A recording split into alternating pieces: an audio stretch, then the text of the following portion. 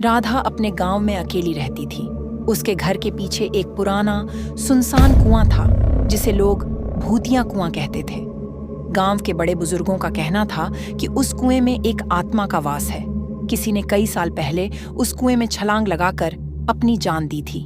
एक रात आधी रात के समय राधा सो रही थी। अचानक उसे अजीब सी आवाजें सुनाई दी, जैसे कोई रो रहा हो। पहले तो उसने ध्यान नहीं दिया, लेकिन आवाजें तेज होती गईं। वह डरते हुए उठी और खिड़की से बाहर झांका। वहां कुछ भी नहीं था, लेकिन कुएं के पास एक सफेद साया दिखाई दिया। उसका दिल तेजी से धड़कने लगा, लेकिन उसने सोचा कि शायद उसकी आंखों का धोखा है। वह वापस सोने चली गई। जैसे ही उसने बत्ती बंद की, दरवाजे पर धीमी धीमी खटखटाने की आवाज आई। राधा का डर अब चरम पर था। उसने हिम्मत जुटाकर दरवाजा खोला, लेकिन बाहर कोई नहीं था। तभी उसे कुएं से किसी के नाम से पुकारने की आवाज आई, राधा। डरी सहमी राधा ने तुरंत दरवाजा बंद किया और बिस्तर पर बैठ गई, लेकिन आवाजें तेज होती रहीं।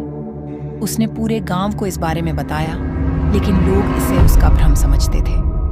कुछ दिनों बाद राधा ने अपना घर छोड़ दिया और वह साया कभी किसी को नहीं दिखा। लेकिन आज भी गांव वाले कहते हैं कि आधी रात को अगर आप उस कुएं के पास जाएं, तो आपको किसी के रोने और नाम पुकारने की आवाजें जरूर सुनाई देंगी।